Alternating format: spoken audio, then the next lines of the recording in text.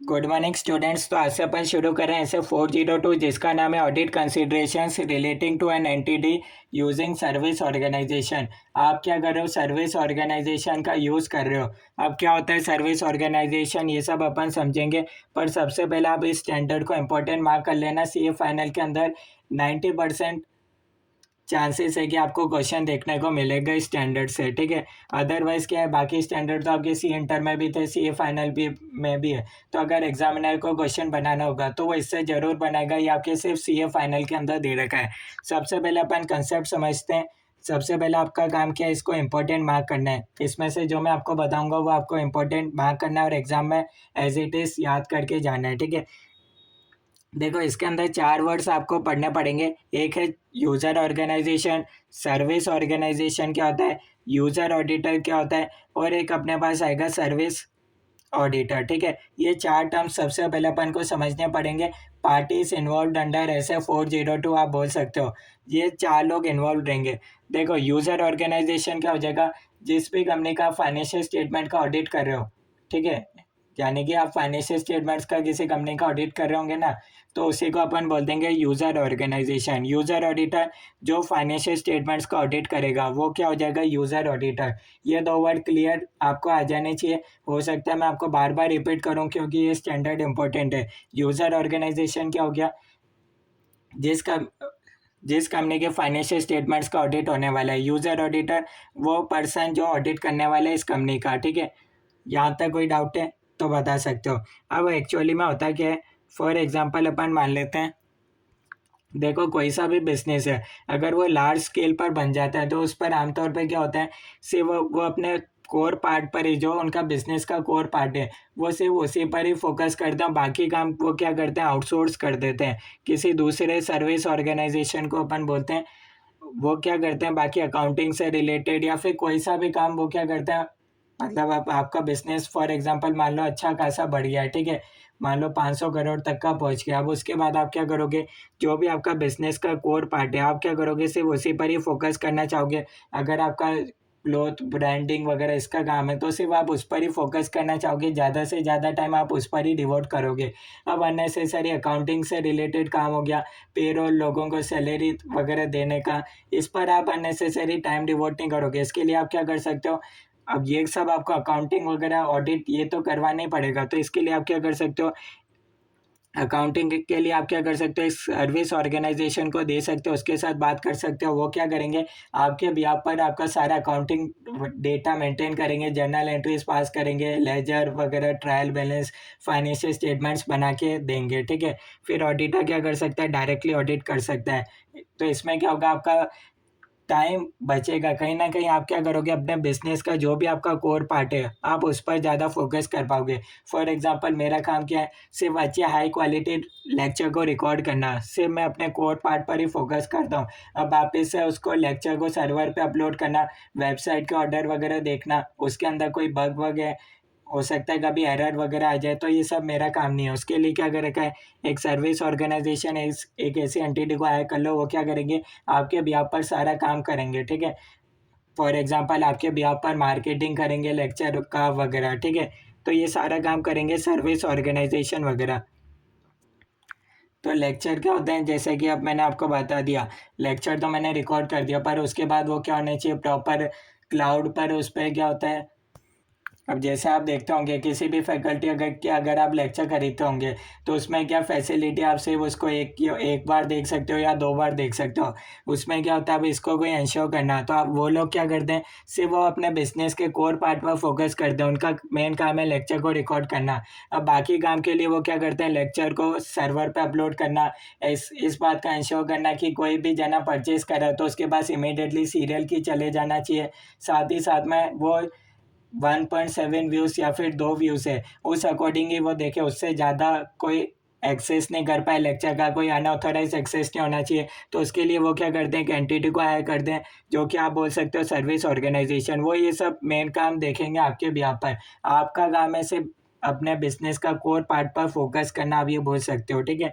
अब बाकी के जो भी अननेसेसरी काम हो गया, अकाउंटिंग से रिलेटेड कोई भी काम बोल दो, उसको आप क्या कर सकते हो, जो कि नॉन कोर पार्ट है उसको आप आउटसोर्स कर सकते हो। और उसके इसमें क्या होगा, वो लोग सर्विस ऑर्गेनाइजेशन आपके बिहाफ पर अच्छा काम करेंगे। अब सर्विस ऑर्गेनाइजेशन क्या करेगा, आपका काम संभाल रहा है, आपके जैसे जैसे 50 क्लाइंट का सेम काम वो देखते होंगे। हो सकता है जैसे कि ये सर्विस ऑर्गेनाइजेशन वाले मेरे लेक्चर कैसे संभालते हैं, ऐसे मेरे जैसे 50 टीचर और होंगे, उनका भी इस तरीके से ऐसे काम संभालते होंगे, तो उनके पास क्या हो जाता है, एक एक्सपर्टीज हो जाता है, वो इस काम को सही तरीके से परफॉर्म कर सकते हैं। पर इसके लिए भी क्या होता है, सर्विस ऑडिटर होता है, यानी कि क्या ये सही तरीके से काम कर पाएंगे। अब फॉर एग्जांपल सर्विस ऑर्गेनाइजेशन वालों ने मेरे से बोला कि आप हमको दे दो, सिर्फ आप अपने लेक्चर रिकॉर्डिंग पर फोकस करना, उसके बाद जो भी लेक्चर को अपलोड करना है, बुक्स प्रिंटिंग वगैरह, ये सब काम हम देख लेंगे। अब फॉर एग्जांपल बोल दिया किसी को 2 व्यूज़ का ही देना है रिकॉर्डिंग, तब मैं कैसे उनकी बात पे मान जाऊंगा, क्या वो सही तरीके से काम कर परफॉर्म कर पाएंगे। तो वो क्या दिखाएंगे सर्विस ऑर्गेनाइजेशन वाले, आखिर उनके पास कोई सर्टिफिकेट तो होना चाहिए ना कि वो सही तरीके से काम कर पाएंगे। तो उसके लिए होता है सर्विस ऑडिटर। सर्विस ऑडिटर क्या करता है, सर्विस ऑर्गेनाइजेशन का पूरा देखता है, क्या उनके कंट्रोल्स वगैरह जिस जो काम वो करने वाले हैं, क्या उसमें वो स्पेशलाइज्ड है क्या, यानी कि उनके अंदर उनके ऑर्गेनाइजेशन में कंट्रोल्स फॉलो हो रहे हैं या नहीं हो रहे हैं। इस बात को सर्विस ऑडिटर देख के उनको क्या करता है, एक सर्टिफिकेट, एक रिपोर्ट इशू करता है। आमतौर पे इसमें आपको बता रखा है, फॉर एग्जांपल जो सर्विस ऑडिटर है, वो क्या करता है, इनको 2 टाइप की रिपोर्ट दे सकता है। एक होता है टाइप 1 रिपोर्ट और एक होता है टाइप 2 रिपोर्ट, ठीक है। डिपेंड करता है सर्विस ऑर्गेनाइजेशन कौन सी रिपोर्ट चाहता है, क्योंकि ये सर्विस ऑर्गेनाइजेशन ऐसे ही किसी के पास जाएंगे, यूज़र ऑर्गेनाइजेशन के पास ऐसे जाएंगे जैसे कि मेरे पास आ गए कि हम आपका ये काम करना चाहते हैं, फॉर एग्जांपल लेक्चर हम आपका सर्वर पे अपलोड करेंगे, ठीक है, हम इंश्योर करेंगे कि आपका कोई भी अनऑथराइज एक्सेस नहीं कर पाएगा लेक्चर का। तो ऐसे तो मैं उनकी बात मानूंगा नहीं जब तक उनके पास कोई वैलिड सर्टिफिकेट नहीं हो। इस केस में क्या होना चाहिए, फिर सर्विस ऑर्गेनाइजेशन के पास एक वैलिड सर्टिफिकेट होना चाहिए कि हाँ भाई, जो भी काम वो कर रहे हैं उनके पास एक वैलिड सर्टिफिकेट है। तो उस केस में क्या होगा, सर्विस ऑर्गेनाइजेशन सर्विस ऑडिटर को बोलेगा, 2 रिपोर्ट होती है, एक होता है टाइप 1 रिपोर्ट और एक होता है टाइप 2 रिपोर्ट। जो सर्विस ऑर्गेनाइजेशन रिपोर्ट चाहता है वो सर्विस ऑडिटर क्या करेगा, पूरा चेक करेगा कि हाँ भैया ये सारे कंट्रोल्स वगैरह फॉलो होते हैं क्या, उस बेसिस पर वो रिपोर्ट इशू कर देगा। अब टाइप 1 रिपोर्ट के अंदर क्या होगा, क्या कंट्रोल्स एग्जिस्ट करते हैं, कंट्रोल्स एडिक्वेट है या नहीं, ये सब आएगा टाइप 1 रिपोर्ट के अंदर। टाइप 2 में आएगा कंट्रोल्स होने चाहिए, एडिक्वेट होने चाहिए, साथ ही साथ क्या होना चाहिए, ऑपरेटिंग इफेक्टिवनेस, क्या कंट्रोल सही तरीके से काम कर रहे हैं, क्या प्रोसेस सही तरीके से फॉलो हो रहा है। उस केस में सर्विस ऑडिटर क्या करेगा, टाइप 2 रिपोर्ट इशू करेगा। अब डिपेंड होता है कि आखिर ऑर्गेनाइजेशन का कौन सी रिपोर्ट चाहिए। हो सकता है इनका बहुत छोटे लेवल का बिजनेस हो, वो क्या करें, टाइप 1 रिपोर्ट से ही काम चला लेंगे। और अगर इनकी इच्छा है कि टाइप 2 रिपोर्ट चाहिए, बड़े ऑर्गेनाइजेशन बड़े क्लाइंट से का काम करना चाहते हैं, तो इनको टाइप 2 रिपोर्ट लेना पड़ेगा। दोनों रिपोर्ट के अंदर डिफरेंस क्या होता है, टाइप 2 के अंदर वर्ड आएगा ऑपरेटिंग इफेक्टिवनेस, क्या कंट्रोल्स सही तरीके से काम कर रहे हैं, यानी कि प्रोसेस सही तरीके से फॉलो हो रहा है क्या, इस पर रिपोर्ट बनेगा। टाइप 1 रिपोर्ट के अंदर से वो आएगा, हाँ कंट्रोल्स एग्जिस्ट करते हैं और वो एडिक्वेट है, उस ऑब्जेक्टिव्स को अचीव करने के लिए सफिशिएंट है। टाइप 2 में बात होगी ऑपरेटिंग इफेक्टिवनेस की, यानी कि कंट्रोल्स को पूरा डिटेल में चेक करेगा सर्विस ऑडिटर कि हाँ भैया इस प्रोसेस को वो देखेगा ये सही तरीके से फॉलो हो रहा है या नहीं हो रहा है, ठीक है। अब इस तरीके से काम होने वाले हैं। सबसे पहले मैं आपको बता देता हूँ जो अभी तक अपन ने पढ़ा। देखो जो अभी तक अपन ने पढ़ा वो सब आपके कोर्स में है, ठीक है, सिर्फ मैंने आपको एग्जांपल के थ्रू समझा दिए, कंसेप्ट आपको पता भी नहीं चला। सबसे पहले मैंने आपको बताया था 4 पार्टीज इन्वॉल्व होती है, एक होता है user organisation, service organisation, user auditor, service auditor. अच्छा, यूज़र ऑर्गेनाइजेशन कौन सा होता है, जिस कंपनी के फाइनेंशियल स्टेटमेंट्स ऑडिट होने वाले हैं, यानी कि फॉर एग्जांपल मेरी कंपनी के XYZ कंपनी के इसमें क्या होने वाले हैं, मेरी कंपनी के फाइनेंशियल स्टेटमेंट्स ऑडिट होने वाले हैं। और कौन ऑडिट करेगा, यूज़र ऑडिटर। जो ऑडिट करेगा उसको अपन बोलेंगे यूज़र ऑडिटर। मैं क्या करने वाला हूँ, अपने बिजनेस के कोर पार्ट पर फोकस करने वाला हूँ, ये मेरा काम है। जो भी नॉन कोर पार्ट है, अकाउंटिंग से रिलेटेड हो गया, पेरोल से रिलेटेड हो गया, किसी भी काम को रिलेटेड मेरे बिजनेस का नॉन कोर पार्ट है, उसको क्या मैं करना चाहता हूँ, आउटसोर्स करना चाहता हूँ। तो जिस ऑर्गेनाइजेशन को मैं दूंगा आउटसोर्सिंग का काम, उसको मैं बोलूँगा सर्विस ऑर्गेनाइजेशन, वो मेरा ये सब काम करेगी, ठीक है। अब वो पर्टिकुलर मेरा नहीं कर रहा है सर्विस ऑर्गेनाइजेशन, मेरे जैसे 50 क्लाइंट का सेम काम वो करते हैं। फॉर एग्जांपल मेरे लेक्चर वो सर्वर पे अपलोड करते हैं, हो सकता है मेरे जैसे 50 और लोगों का सर्वर अपलोड करते होंगे, तो वो क्या एक स्पेशलाइज्ड टीम है, उनका सिर्फ काम ही यही है, ठीक है।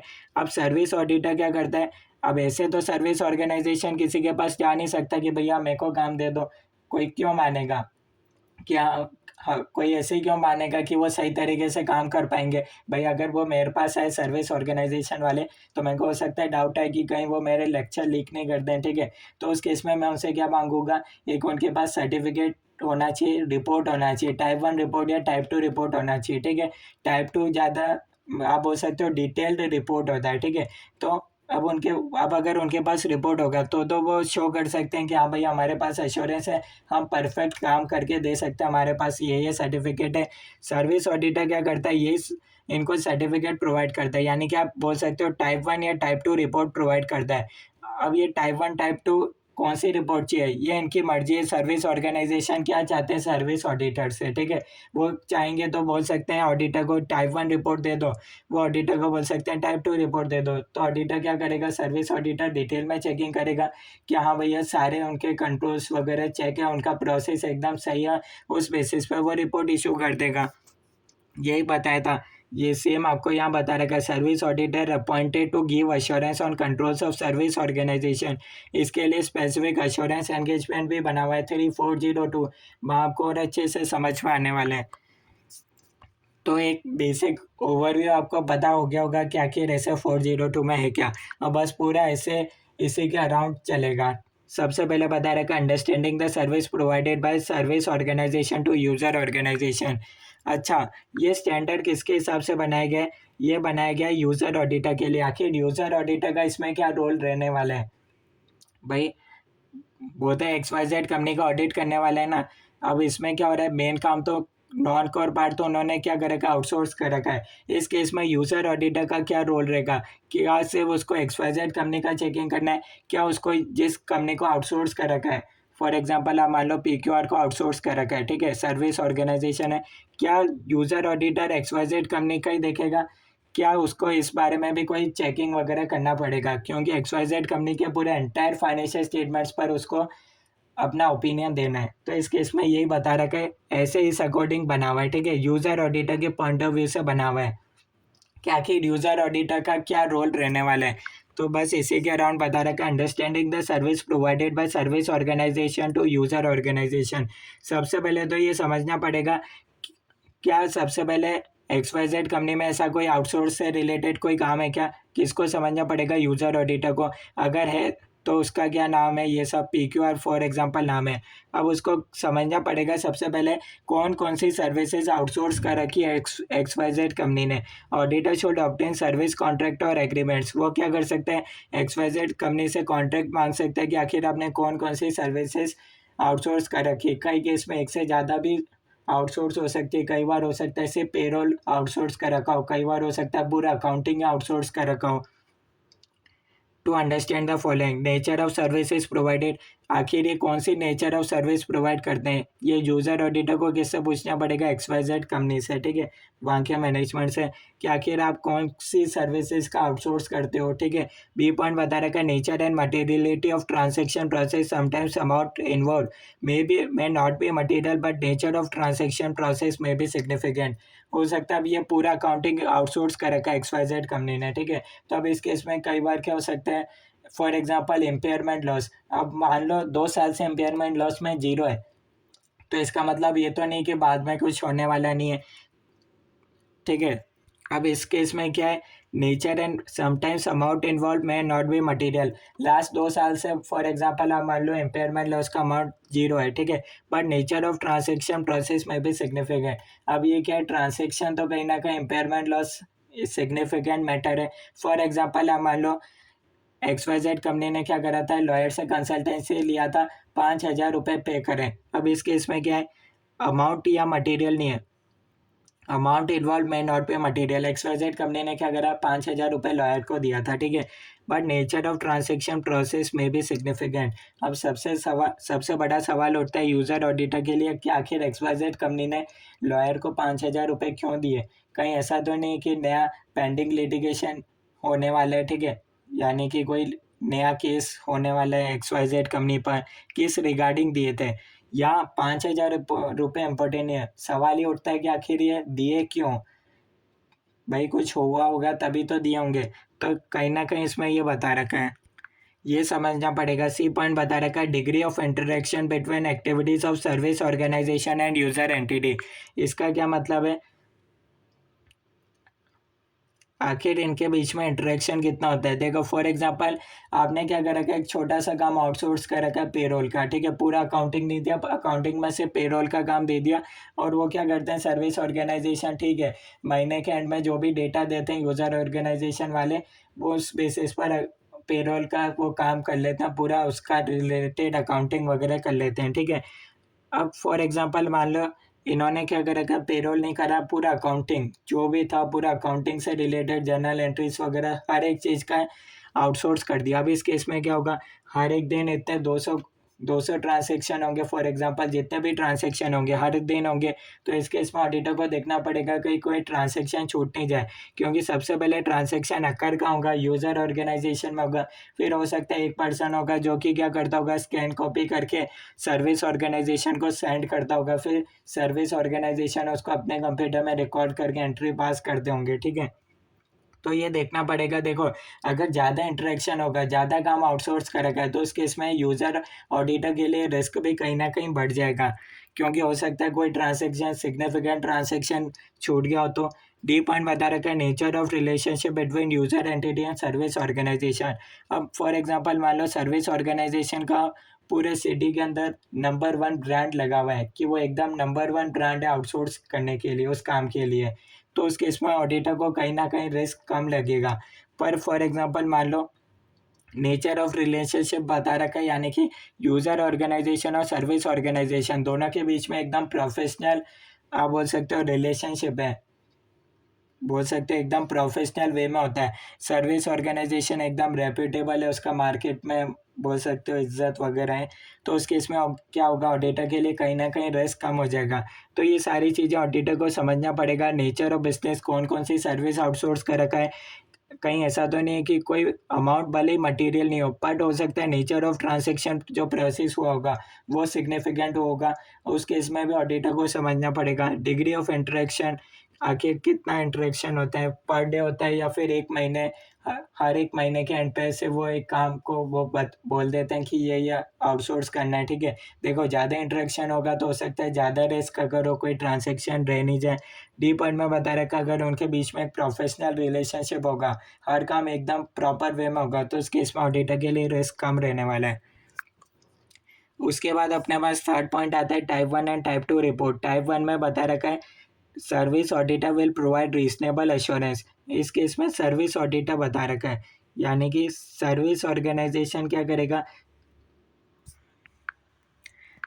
देखो आप, सर्विस ऑर्गेनाइजेशन को क्या चाहिए, ऑडिटर से रिपोर्ट चाहिए रहेगा, तभी वो काम यूज़र ऑर्गेनाइजेशन से काम मांग सकते हैं, अदरवाइज तो कोई उनको काम देगा नहीं। तो इस केस में बता रखा है, सर्विस ऑर्गेनाइजेशन क्या करेगा, सर्विस ऑडिटर के पास जाएगा। सर्विस ऑडिटर क्या करेगा, इनका पूरा सिस्टम को देखेगा, चेक करेगा, उस बेसिस पर टाइप 1 या टाइप 2 रिपोर्ट इशू करेगा। सर्विस ऑडिटर किसको देगा, reasonable assurance about description of service organisation system controls, objective and related controls and suitability of design of controls to achieve specified control objectives। जो भी ये काम करते हैं सर्विस ऑर्गेनाइजेशन वाले, क्या ये प्रॉपर तरीके से करते हैं, मतलब इनके लिए कंट्रोल्स, क्या कंट्रोल्स एग्जिस्ट करते हैं क्या, अगर कंट्रोल्स एग्जिस्ट करते हैं तो क्या वो सफिशिएंट है क्या। बस टाइप 1 रिपोर्ट में इतना आएगा, ठीक है। सबसे पहले आएगा कंट्रोल्स एग्जिस्ट करते हैं, क्या वो सूटेबल है क्या वो ऑब्जेक्टिव्स को अचीव करने के लिए है या नहीं, मतलब रिलीवेंट ऑब्जेक्टिव्स होने चाहिए ऑब्वियसली कंट्रोल्स।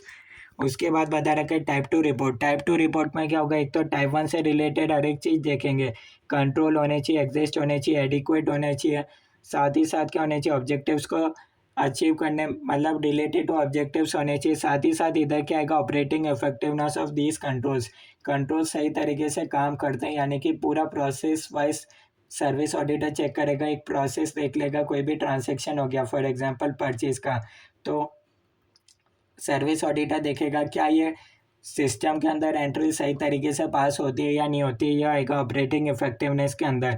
यहाँ ऑडिटर क्या करेगा, डिटेल में काम परफॉर्म करेगा। दोनों रिपोर्ट के अंदर यही डिफरेंस है। टाइप 1 के अंदर ऑपरेटिंग इफेक्टिवनेस नहीं आएगा, टाइप 2 के अंदर क्या है, operating effectiveness of controls include है। उसके बाद आपको फोर्थ पॉइंट बता रखा है, when user auditor is unable to obtain sufficient understanding from the user entity, he may perform one or more of a following procedures. Ultimately काम किसका रहेगा, यूज़र ऑडिटर के हिसाब से अपन ये पूरा स्टैंडर्ड पढ़ रहे हैं, आपको पता होना चाहिए। यूज़र ऑडिटर को क्या करना है, यूज़र ऑर्गेनाइजेशन के फाइनेंशियल स्टेटमेंट्स को ऑडिट करना है। पर वो ऑडिट इसलिए नहीं कर सकता क्योंकि कुछ काम क्या है, सर्विस ऑर्गेनाइजेशन को दे रखा है, आउटसोर्स कर रखा है। तो अब इस केस में यूज़र ऑडिटर को क्या करना पड़ेगा, देखना पड़ेगा क्या सर्विस ऑर्गेनाइजेशन सही तरीके से काम करता है या नहीं करता है। इसके लिए क्या कर सकते हैं, एक तो वो फिजिकली जाके देख सकता है उसके अंदर मतलब अप्रोप्रिएट कंट्रोल्स है या नहीं, सही तरीके से ट्रांजैक्शन रिकॉर्ड होता है या नहीं होता है। एक तो यूज़र ऑडिटर इस तरीके से चेकिंग कर सकता है। पर कई बार क्या होता है, सर्विस ऑडिटर क्या बोलेगा, अब ऐसे 50 लोगों का वो काम और देखता होगा, कई बार आप मान सकते हो 5,000 लोगों का और देखता होगा। तो अब सर्विस ऑर्गेनाइजेशन क्या बोलेगा, ऐसे तो 5,000 ऑडिटर इधर आ जाएंगे चेकिंग करने के लिए, तो कहीं ना कहीं दिक्कत हो सकता है। तो इस केस में क्या होता है, सर्विस ऑर्गेनाइजेशन के पास एक पूरा टाइप 1 या टाइप 2 रिपोर्ट होता है, उनके पास सर्टिफिकेट होगा।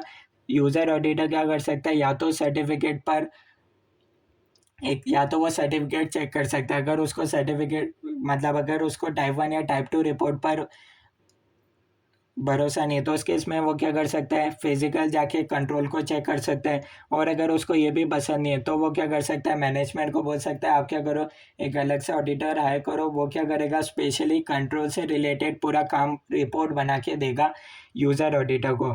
ठीक है, पहला ऑप्शन क्या है, या तो वो फिजिकल जा सकता है सर्विस ऑर्गेनाइजेशन के अंदर, ये चेक कर सकता है कि सारा काम सही से परफॉर्म हो रहा है या नहीं हो रहा है।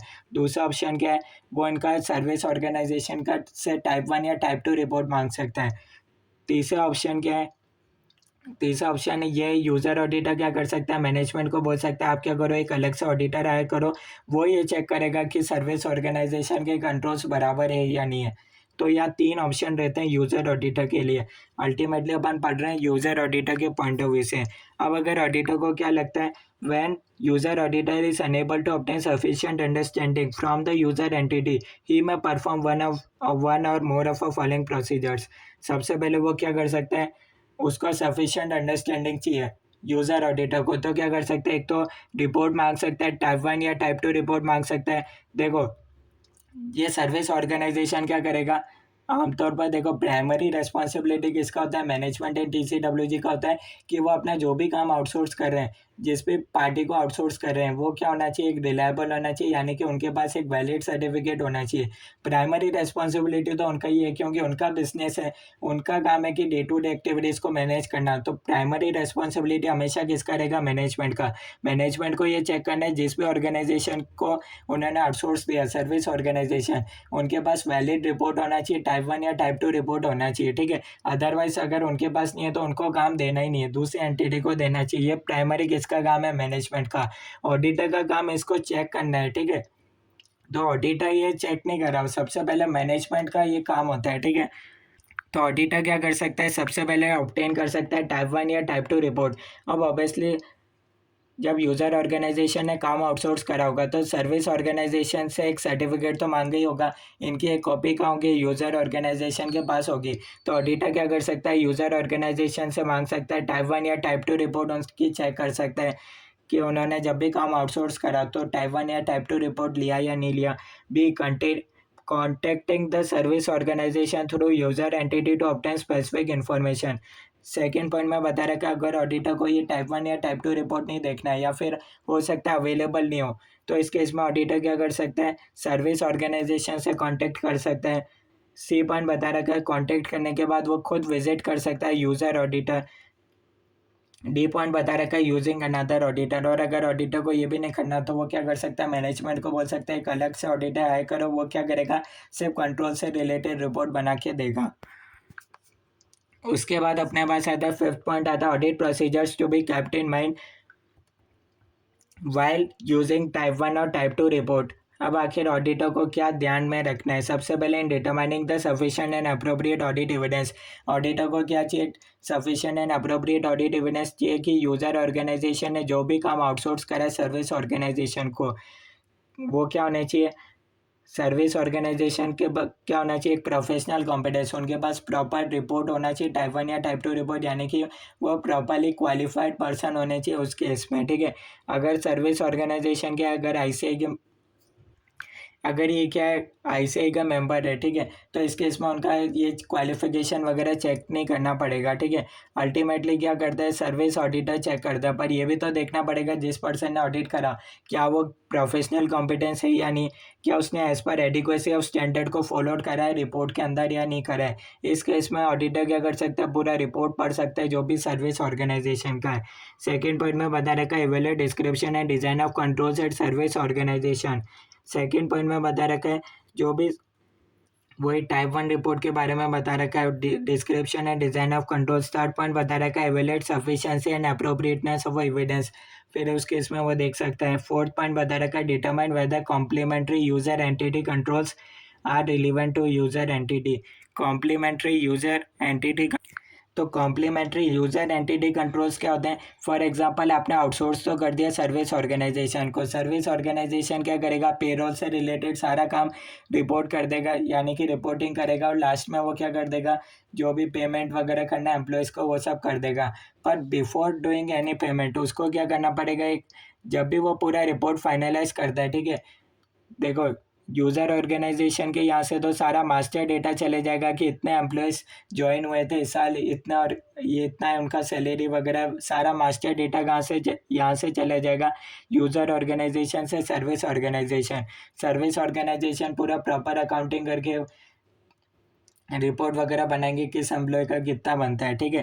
अब ये बिफोर डूइंग एनी पेमेंट, यही पेमेंट कर देंगे, पर पेमेंट करने से पहले इनको क्या करना है, एक जो भी फाइनल रिपोर्ट है वो क्या देना है, यूज़र ऑर्गेनाइजेशन की जो भी सीएफओ या फिर आप बोल सकते हो डायरेक्टर है, उसके क्या होने चाहिए, ये पूरी रिपोर्ट बना के दे दी सर्विस ऑर्गेनाइजेशन ने, ठीक है, पूरी रिपोर्ट बना दी सर्विस ऑर्गेनाइजेशन ने फाइनल, ठीक है। उसके बाद क्या होना चाहिए, बिफोर डूइंग एनी पेमेंट, ठीक है, सर्विस ऑर्गेनाइजेशन किसी भी एम्प्लॉय को पेमेंट वगैरह करे उससे पहले उनको क्या देखना है, ये रिपोर्ट जानी चाहिए यूज़र ऑर्गेनाइजेशन के सीएफओ या फिर जो भी हायर अथॉरिटी, जो भी पहले इनके टर्म्स एंड एग्रीमेंट में होगा कि before doing any payments report किसके पास आनी चाहिए, यूज़र ऑर्गेनाइजेशन के पास आनी चाहिए, और यूज़र ऑर्गेनाइजेशन में जो भी सीएफओ वगैरह होगा वो ये रिपोर्ट को साइन करेगा, उसके बाद ही ये रिपोर्ट में पेमेंट वगैरह होना चाहिए।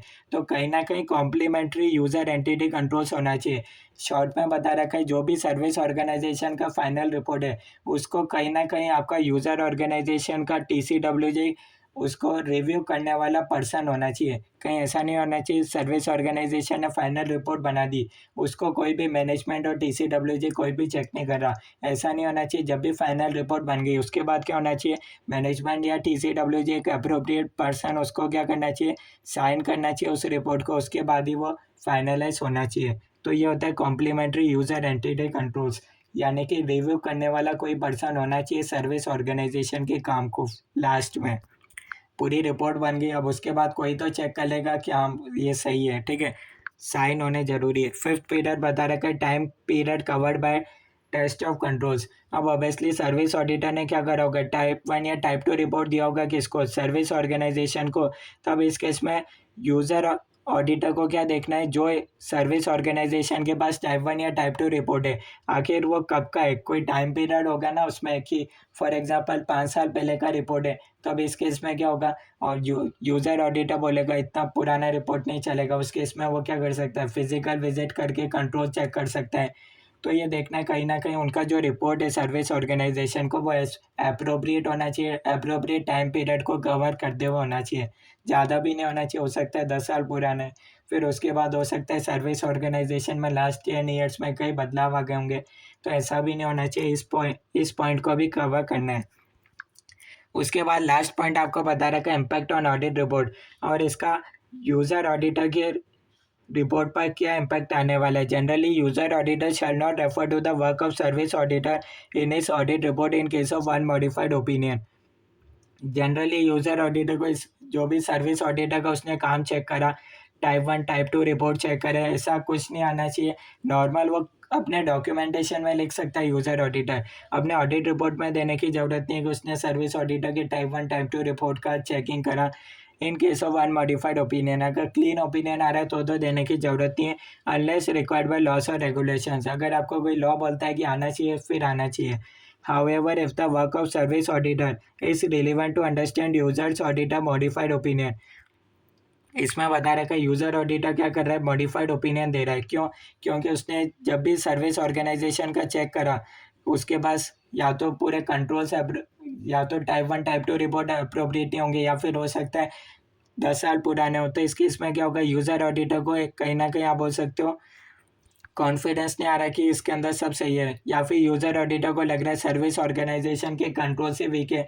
उसने फिजिकल विजिट करके देखा तो कोई एंट्री पास करके देखी होगी, तो हो सकता है वो गलत तरीके से पास हो रही हो, ठीक है। तो अगर however if the work of service auditor is relevant to understand users auditor modified opinion, इस केस में क्या हो रहा है, ऑडिटर मॉडिफाइड ओपिनियन दे रहा है क्योंकि सर्विस ऑर्गेनाइजेशन के कंट्रोल्स वीक है। Then service auditor reference can be included, it will not diminish user auditor responsibility to express an opinion. इस केस में वो बोल सकता है, जो भी सर्विस ऑडिटर का जो भी वो काम चेक कर रहा है, कि वो बोल सकता है सर्विस, या फिर क्या हो सकता है, इसमें एक और बात बता रखा है, सर्विस ऑडिटर ने क्या करा, सर्विस ऑर्गेनाइजेशन के कंट्रोल्स चेक करे। अब सर्विस ऑडिटर ने जब टाइप 1 टाइप 2 रिपोर्ट दिया तो उसी के अंदर ही बोल दिया कि कंट्रोल्स वीक है, रिपोर्ट के अंदर ही शो हो रहा है कि कंट्रोल्स वीक है। तो यूज़र ऑडिटर ने क्या करा, अब ये रिपोर्ट पढ़े टाइप 1 टाइप 2 रिपोर्ट, उसमें ही लिखे हुए हैं कि कंट्रोल्स वीक है। पहली बात तो ऐसा होगा नहीं, क्यों? क्योंकि अगर कंट्रोल्स वीक होंगे तो मैनेजमेंट या TCWG ऐसी एंटिटी को आउटसोर्स करेंगे नहीं जिसके टाइप 1 टाइप 2 रिपोर्ट के अंदर ही लिखा होगा कि उसके कंट्रोल्स वीक है एंटिटी के अंदर। तो इसके इसमें अगर ऐसा होता है तो इसमें बता रखा वैसा ऐसा पॉसिबल है नहीं, ठीक है। अदरवाइज मैनेजमेंट और TCWG उसको वर्क ही नहीं देंगे। पर अगर ऐसा होता है तो इस केस में यूज़र ऑडिटर क्या कर सकता है, अपने अगर वो मॉडिफाइड ओपिनियन देने वाले इस कारण, तो इस केस में वो लिख सकता है कि सर्विस ऑडिटर के रिपोर्ट के अंदर कंट्रोल्स वीक है, ऐसा उसने लिखा हुआ है, तो ये वो दे सकता है अपने ऑडिट रिपोर्ट के अंदर।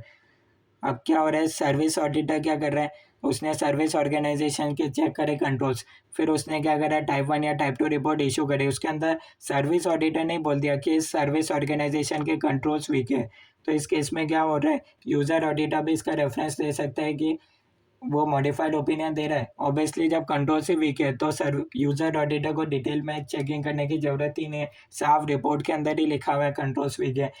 फिर कंट्रोल्स वीक है तो यूज़र ऑडिटर क्या देगा, मॉडिफाइड ओपिनियन देगा। उस केस में वो बोल सकता है कि वो मॉडिफाइड ओपिनियन इसलिए दे रहा है क्योंकि सर्विस ऑडिटर ने बोला है कि जो भी कंपनी क्या करती है, जिस कंपनी से आउटसोर्स करवा रखा है उसके कंट्रोल से वीक है, ऐसा होता है, तो वो दे सकता है ऑडिट रिपोर्ट के अंदर। तो कंक्लूजन इतना सा है, वापस से समझा देता हूँ, ये थोड़ा सा पॉइंट हार्ड है। इसमें बता रखा है सर्विस ऑडिटर क्या कर रहा है, उसने सर्विस ऑर्गेनाइजेशन के कंट्रोल चेक करे, उस बेसिस पर क्या करा, टाइप 1 या टाइप 2 रिपोर्ट इशू करे। सर्विस ऑडिटर ने बोल दिया टाइप 1 टाइप 2 रिपोर्ट के अंदर कि कंट्रोल्स आर वीक, ठीक है। पहली बात ऐसा होगा नहीं, क्योंकि अगर कंट्रोल्स वीक होंगे ऐसा रिपोर्ट के अंदर दिख रहा है तो मैनेजमेंट और TCWG और सर्विस ऑर्गेनाइजेशन को हायर ही नहीं करेंगे, पर फिर भी हायर कर रखा है। तो इस केस में यूज़र ऑडिटर क्या करेगा, यूज़र ऑडिटर ने ये देखा कि controls are weak in type 1 type 2 report, इस केस में वो क्या करेगा, मॉडिफाइड ओपिनियन दे सकता है, क्योंकि एंटिटी ने क्या करेगा, ऐसी ऑर्गेनाइजेशन को हायर कर रखा है जिसके कंट्रोल्स वीक है। तो इस केस में अगर यूज़र ऑडिटर मॉडिफाइड ओपिनियन दे रहा है तो वो साथ ही साथ वो सर्विस ऑडिटर के काम का रेफरेंस दे सकता है कि वो मॉडिफाइड ओपिनियन इसलिए दे रहा है क्योंकि सर्विस ऑडिटर ने ऐसा रिपोर्ट दे रखा है कि सर्विस ऑर्गेनाइजेशन के कंट्रोल्स वीक है। तो ये अपना कंसेप्ट क्लियर होते हैं। उसके बाद जो भी टॉपिक अपना बाकी है उसको अपन देख सकते हैं। सबसे पहले अपने पास आता है, यहाँ आप देख सकते हो मीनिंग आपको बता ही दिया 4 टर्म्स का। टाइप 1 रिपोर्ट के अंदर क्या आता है, ऑपरेटिंग इफेक्टिवनेस नहीं आता है। टाइप 1 रिपोर्ट के अंदर सिर्फ इतना सा आता है, कंट्रोल्स है, सूटेबल है और वो ऑब्जेक्टिव्स को अचीव करते हैं। टाइप 2 रिपोर्ट के अंदर आता है, कंट्रोल्स बराबर से काम करते हैं। साथ ही साथ टाइप 1 वाले तो आएंगे, कंट्रोल क्या करते हैं, फॉर एग्जांपल पेमेंट का देखा सर्विस ऑडिटर ने, उसमें देख लिया पूरा क्या पेमेंट अकॉर्डिंगली हो रहा है, यानी कि ऑपरेटिंग इफेक्टिवनेस है, एक्यूरेट प्रोसेस हो रहा है, आउटपुट बराबर से आ रहा है, जैसे कि अगर सैंपल दिया था 50 यूज़र्स का, तो वो 50 यूज़र्स का डेटा सही तरीके से प्रोसेस हो रहा है, डेटा बराबर से प्रोसेस हो रहा है, आउटपुट बराबर से आ रहा है, ये होता है ऑपरेटिंग इफेक्टिवनेस के अंदर। और बाकी टाइप वन में क्या आएगा, कंट्रोल है, सूटेबल है, और वो क्या कर रहे हैं, ऑब्जेक्टिव्स को अचीव करने के लिए वही रिलेवेंट कंट्रोल्स है, ठीक है। उसके बाद अपने पास क्या आता है, टाइप वन टाइप टू हो गया। उसके बाद ऑडिटर को अंडरस्टैंडिंग लेना है कि आखिर यूज़र ऑर्गेनाइजेशन ने क्या क्या काम आउटसोर्स कर रखा है, कितना कर रखा है। उसके बाद बता रखा है अगर ऑडिटर को सही ऑब्टेन नहीं होता है तो उस केस में वो क्या कर सकता है, type one type two report देख सकता है, वहाँ जा सकता है, अनदर ऑडिटर का देख सकता है। और साथ ही साथ वो क्या करता है, अगर auditor type one type two report use करता है तो उस केस में उसको देखना पड़ेगा क्या जो भी सर्विस ऑडिटर था, ठीक है, क्या वो क्या था, प्रोफेशनल कॉम्पिटेंस था क्या, यानी कि जिस पर्सन ने चेकिंग करा क्या वो प्रोफेशनल कॉम्पिटेंस था। अगर वो आईसीआई का मेंबर ने अगर आईसीआई का मेंबर सर्विस ऑडिटर था, फिर उस केस में उसको प्रोफेशनल कॉम्पिटेंस देखने की ज़रूरत नहीं है। उस केस में वो इंडिपेंडेंस देख सकता है, कहीं ऐसा तो नहीं सर्विस ऑर्गेनाइजेशन जैसा बोलता हो वैसा ही सर्विस ऑडिटर करता हो, ऐसा नहीं होना चाहिए। इंडिपेंडेंट होना चाहिए, एडिक्वेसी ऑफ स्टैंडर्ड्स हो रहे हैं। उसके बाद ये आपको बता रखा है, if the auditor plans to use type one type two report to support, ठीक है, द यूज़र ऑडिटर, यही बता रखा है, कंट्रोल से रिलेटेड बता रखा है, कॉम्प्लीमेंट्री यूज़र एंटिटी कंट्रोल्स होने चाहिए। इसका क्या मतलब है, सर्विस ऑर्गेनाइजेशन ने पूरा काम कर दिया, फाइनल रिपोर्ट बना दी, अकाउंटिंग पेरोल किसी की भी, वो क्या होना चाहिए, बिफोर डूइंग एनी पेमेंट। आप फॉर एग्जांपल बोल रखे हैं कि सर्विस ऑर्गेनाइजेशन भी पेमेंट कर सकता है एम्प्लॉयज़ को, तो बिफोर डूइंग एनी पेमेंट ये रिपोर्ट आनी चाहिए यूज़र ऑर्गेनाइजेशन के सीएफओ डायरेक्टर के पास। ये लोग क्या करेंगे, रिपोर्ट को साइन करके देंगे, उसके बाद ही फिर ये, यानी कि कुल मिला के रिव्यू करने वाला कोई पर्सन होना चाहिए यूज़र ऑर्गेनाइजेशन के अंदर जो कि सर्विस ऑर्गेनाइजेशन के काम को रिव्यू करे। उसके बाद बता रखा है रेस्पॉन्डिंग टू असेस रिस्क और मटेरियल मिस स्टेटमेंट। उसके बाद ऑडिटर देख सकता है अगर सब काम बराबर से, type one type two report बराबर से, सब काम बढ़िया है, तो फिर वो देख सकता है further audit procedures, control testing कितना करना है, अमाउंट टेस्टिंग कितना करना है, क्या अनदर ऑडिटर का यूज़ है क्या। उसके बाद टेस्ट ऑफ कंट्रोल्स बता रखे हैं, सेम पॉइंट को बता रखा है, पहले टाइप वन के हिसाब से दे रखे थे, फिर आपको टाइप टू के हिसाब से दे रखे हैं, ठीक है। उसके बाद एक अपने पास आता है audit procedures in case of, अब सबसे अच्छा इंपॉर्टेंट टॉपिक आता है audit procedures in case of fraud और नॉन कम्प्लाइंस। मान लो ये XYZ कंपनी और ये PQR कंपनी क्या कर रहे थे, सर्विस ऑर्गेनाइजेशन है। अब XYZ कंपनी पर क्या है, उस पर कुछ एप्लीकेबल लॉस एंड रेगुलेशंस है, हो सकता है उनको कोई डेटा है जो उनके पास है वो कॉन्फिडेंशियल रहना चाहिए। तो ये सेम बात किस पर, सर्विस ऑर्गेनाइजेशन पे भी अप्लीकेबल रहेगी कि उनको कॉन्फिडेंशियलिटी ऑफ डेटा मेंटेन करना है, ठीक है, कहीं ऐसा नहीं है उनके वहाँ से डेटा लीक हो जाए। या फिर इसमें सेकंड पॉइंट बता रखा है, अगर सर्विस ऑर्गेनाइजेशन को कोई भी फ्रॉड मिलता है, नॉन कंप्लायंस मिलता है, तो वो सीधा कम्युनिकेट करना है XYZ कंपनी को। अब इसमें ऑडिटर का क्या रोल है, ऑडिटर सबसे पहले पूछ सकता है XYZ कंपनी को क्या ऐसा कोई कम्युनिकेशन मिला था क्या फ्रॉम सर्विस ऑर्गेनाइजेशन, और अगर मिला था तो आपके बीच में कोई टर्म्स ऑफ एग्रीमेंट है क्या, कि अगर सर्विस ऑर्गेनाइजेशन को कोई भी फ्रॉड नॉन कंप्लायंस मिलेगा तो वो within 15 days, within 7 days user organisation XYZ company आपको इन्फॉर्म करेंगे। ऐसा कोई आपके पास टर्म्स ऑफ एग्रीमेंट है क्या, ऐसा होना बहुत ज़रूरी है।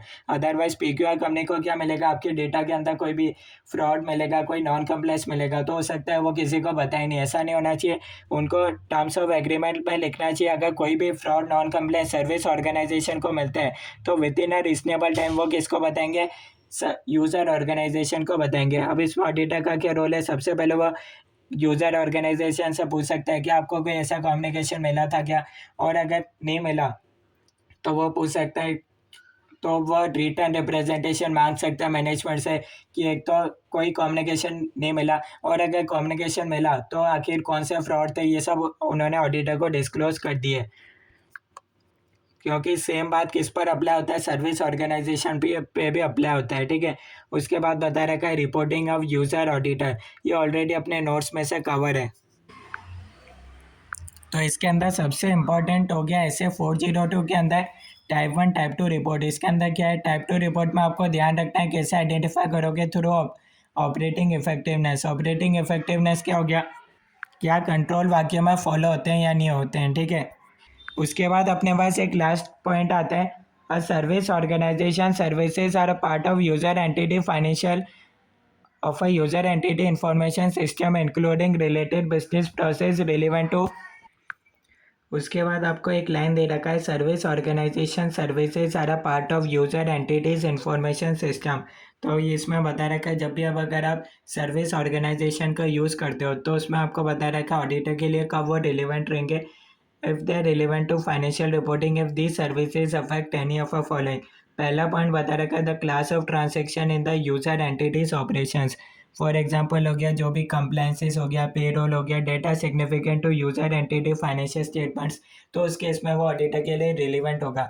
देखो इस पॉइंट के अंदर ये बता रखा है, अगर कोई काम आउटसोर्स कर रखा है एंटिटी ने, हो सकता है वो अगर आपके लिए ऑडिट पार्ट से अगर वो इम्पैक्ट फाइनेंशियल स्टेटमेंट्स को नहीं करते हैं तो फिर ऑडिटर वहाँ डिटेल में चेकिंग भी नहीं करेगा।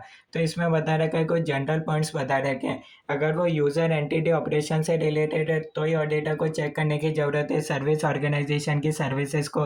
बी पॉइंट बता रखा है, the procedures with in both IT and manual system by which user entity transactions are initiated, recorded, processed, corrected as necessary, transferred to the general ledger and reported in financial statement। तो इसमें बता रखा है, जहाँ भी user entity के transactions initiate होते हैं, रिकॉर्ड होते हैं, प्रोसेस होते हैं, करेक्ट होते हैं, वहाँ ऑडिटर को ध्यान से ऑडिट प्रोसीजर लगा के स्टडी करना है।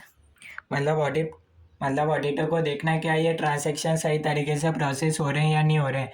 इसमें ये बता रखा है, अब ये ट्रांजैक्शन हो सकता है यूज़र ऑर्गेनाइजेशन में भी हो सकते हैं, अगर सर्विस ऑर्गेनाइजेशन में हो रहे हैं तो ऑडिटर को वहाँ देखना पड़ेगा। थर्ड पॉइंट बता रखा है, the related accounting records supporting information specific accounts in the user entities financial statements data use to initiate record, process and report the user entity transactions that this includes the correction of incorrect information and how information is transferred to the general ledger। आखिर user organisation क्या करता है, service organisation को information देता है, तो किस तरीके से देता है ऑडिटर को देखना है। कहीं ऐसा नहीं है यूज़र ऑर्गेनाइजेशन को इन्फॉर्मेशन दे ही नहीं सर्विस ऑर्गेनाइजेशन को, तो ऑडिटर को देखना है अगर पूरा काम अकाउंटिंग का आउटसोर्स कर रखा है तो कैसे ट्रांजेक्शन्स। देखो सबसे पहले ट्रांजेक्शन्स अकर का होंगे यूज़र ऑर्गेनाइजेशन में। अब ऑडिटर को देखना है आखिर यूज़र एंटिटी में क्या कंट्रोल्स है कि वो सही तरीके से ट्रांजेक्शन, हर एक ट्रांजेक्शन सर्विस ऑर्गेनाइजेशन के पास चले जाए। और हो सकता है ये भी ऑडिटर को देखना है, यूज़र ऑडिटर को देखना है कि यूज़र ऑर्गेनाइजेशन में क्या कोई ऐसा पर्सन है क्या जो फोर्टनाइट बेसिस पर या फिर मंथली बेसिस पर कोई चेक करता हो, रिव्यू करता हो कि सारे ट्रांजेक्शन सर्विस ऑर्गेनाइजेशन के पास चले गए, कहीं ऐसा तो नहीं है कोई ट्रांजेक्शन रह गया हो, छूट गया हो। डी पॉइंट बता रखा है, how the user entities information system capture events and conditions other than transactions that are significant to the financial statements. D point थोड़ा सा अलग है। फॉर एग्जांपल आप देख सकते हो बैंक के केस में क्या है, कोर बैंकिंग सॉल्यूशन है, तब उस केस में क्या होगा, इंटरेस्ट की एंट्री क्या हो जाएगी, ऑटोमेटिक पास हो जाएगी। तब इस केस में जब ये शुरू में आया था कोर बैंकिंग सॉल्यूशन, उस केस में क्या हुआ था, एम्प्लॉयज़ को समझ में नहीं आता था क्या सिस्टम सही तरीके से एंट्री पास करा है या नहीं करा है। तो उस केस में तो बहुत ज़्यादा रिलीवेंट हो गया था सर्विस ऑर्गेनाइजेशन। वो क्या करता है, सर्विस ऑर्गेनाइजेशन ये वेरीफाई करेगा जो सिस्टम ने एंट्री पास करी है क्या वो सही तरीके से प्रोसेस हुए या नहीं हुए। तो ये डी पॉइंट थोड़ा सा पहले के लिए रिलेवेंट है। उसके बाद ये पॉइंट बता रखा है, financial reporting process use to prepare the user entities financial statements. आखिर ये देखना है जो भी एंटिटी के फाइनेंशियल स्टेटमेंट्स है वो सही तरीके से बनने चाहिए as per accounting estimates and disclosure, सही तरीके से एज पर एप्लीकेबल एफआरए बने। Control surrounding general entries. अब देखो कहीं ना कहीं कंट्रोल्स दोनों ऑर्गेनाइजेशन में होने चाहिए, यूजर ऑर्गेनाइजेशन में भी होने चाहिए और सर्विस ऑर्गेनाइजेशन में होनी चाहिए। कहीं ऐसा नहीं हो कोई ट्रांजैक्शन यूज़र ऑर्गेनाइजेशन भेजे ही नहीं, ऐसा कोई ट्रांजैक्शन रहे छूटना नहीं चाहिए। और सर्विस ऑर्गेनाइजेशन के वहाँ भी होना चाहिए कि हर एक ट्रांजैक्शन सही तरीके से प्रोसेस हो रहा है, एज पर एप्लीकेबल एफआरएफ होना चाहिए। तो अब ये आउटसोर्सिंग का कई केस में हो सकता है। फॉर एग्जांपल बैंक के केस में बैंक क्या करता है, मेजर काम लोन्स एडवांसेस डिपॉजिट्स का करता है। बैंक को क्या करना है, for example credit card issue करना है। अब क्रेडिट कार्ड कौन बनाएगा वगैरह, उसकी मार्केटिंग कौन करेगा। तो उस केस में बैंक क्या करते हैं, कभी कभार क्रेडिट कार्ड वगैरह फैंसी कार्ड अब ऑब्वियसली बैंक तो बना नहीं सकते, तो उस केस में वो क्या करते हैं, कभी कभार सर्विस ऑर्गेनाइजेशन का यूज़ ले लेते हैं। तो उस केस में वो क्या करते हैं, सारा कार्ड से रिलेटेड फैंसी कार्ड होने चाहिए, एकदम सही तरीके से होने चाहिए, कई बार उनको आउटसोर्स कर देते हैं। तो ये एक और एग्जांपल बताया था। अल्टीमेटली अपना ऐसे 402 कंप्लीट होता है। इसके अंदर इंपॉर्टेंट क्या था, सबसे पहले understanding the service provided by service organisation to user organization, ये ऑडिटर को अंडरस्टैंडिंग लेना है। उसके बाद टाइप 1 एंड टाइप 2 रिपोर्ट, ये दोनों पॉइंट्स इंपॉर्टेंट है। तो नेक्स्ट क्लास के अंदर अपन करेंगे नेक्स्ट स्टैंडर्ड।